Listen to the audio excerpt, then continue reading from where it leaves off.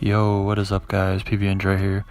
I'm with you guys to talk about the performance of the Minnesota Timberwolves and kind of how combination of between what they could do in the off season and what they can bring together, and hopefully a bright future, and also how they performed against the Spurs on Wednesday. It was a pretty good start of the game. We got a few buckets to go early on. The problem is with the Timberwolves is kind of the same problem we had last year. Is that the Timberwolves have been so damn streaky. Like, we'll get down by 10 and then we'll go on a 12-0 run, and then we'll go down on it, like they'll score like 4 baskets on us again in a row. That's just something that we need to fix. That's a thing that veteran experience will bring us, which is why I'm glad we brought Jeff Teague and like these experienced guys like Gibson and Butler along on the team, so that way they can kind of lead the way and hopefully lead by example for the younger guys like Towns and Wiggins and Tyus Jones, and pretty much almost most of the team is under the age of like 26. So we got a lot of young guys that we need to teach. So, but yeah, there was a lot of things I could say that I liked, and a lot of things I say we could definitely work on. But before I get started on that, we got to remember that it's the first game of the season with the new team, and it's not going to stick like glue right away. It's going to take a few games for us to get used to each other, but yeah, I was impressed with the way that Wiggins played, especially Wiggins was getting everything to fall, and he was, the thing that most people complain about is his defense. But I think that's something that we can hopefully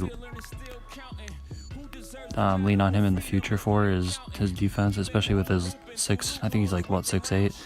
I think with the 6'8" length that we can rely on him going in the future. He's got some long arms, and I think Butler hopefully will bring over a certain play style that'll make the guys on D want to play harder, on D play harder. And I wasn't overly impressed with our bench play, either our second unit last night, which is also, this goes with one of the other problems we had last year, a big part of last year.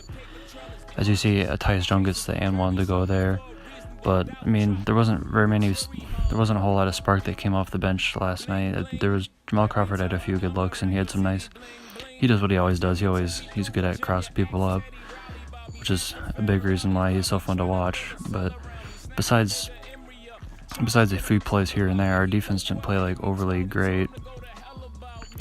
And we didn't shoot the ball particularly great, but I'm not necessarily going to be worried too much about that, because I'm not worried going forward. I'm not worried about our guys not being able to score, because just look at the team that we have. We got scores left and right, and I think that going forward is going to be enough for us to be positive about.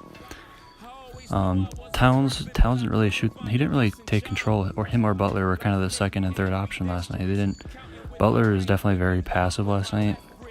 Passive literally, because he was every time he'd get the ball, it seemed like he would give it up right away, which is good and bad. It's good that we want to look for better looks, but I almost think that for us, the Timberwolves to do good, we want Butler to be more aggressive, and same thing with Towns. We want those two guys to take control of the game.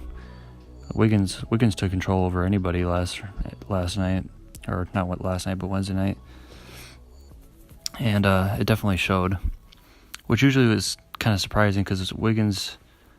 It's gonna be interesting to see how the new guys mesh, because as of last year, the main two guys that scored the ball was Towns and Wiggins. So it's gonna be interesting to see if they're used to or if they're gonna be able to give up the ball as much as they were, since they weren't really used to that as much the last couple of years, since they have more guys to pass to now.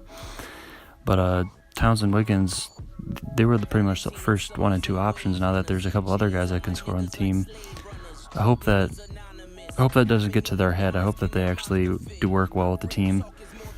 Although Towns and Wiggins are both very very humble, very humble, and they're about the team first. So I'm not really too concerned about that as well. But I'm not too concerned. Of course we were playing the San Antonio Spurs the first game, they were minus Kawhi and Tony Parker, but they're the Spurs, man. They're the best coach team in the NBA, and I was very surprised with the Spurs. Not even their star players, but just their players their fill-in players were played really well last night too. And obviously they're known for their grit and grind defense, which is what they showed. LaMarcus Aldridge played very aggressive last night, which is new to see. I mean, he didn't really, especially a playoff LaMarcus Aldridge from last year, that was nothing like how he played in the playoffs last year. But I mean, hopefully he can play like that going forward in the future.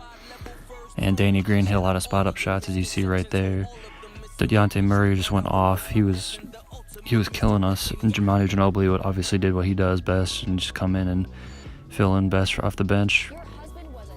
I'm trying to think what else. Who else did well for the Spurs? There was a lot of guys who were just... Rudy Gay, their new signing, who I think probably was one of the best not-talked-about signings in the NBA this year. Rudy Gay really came off the bench.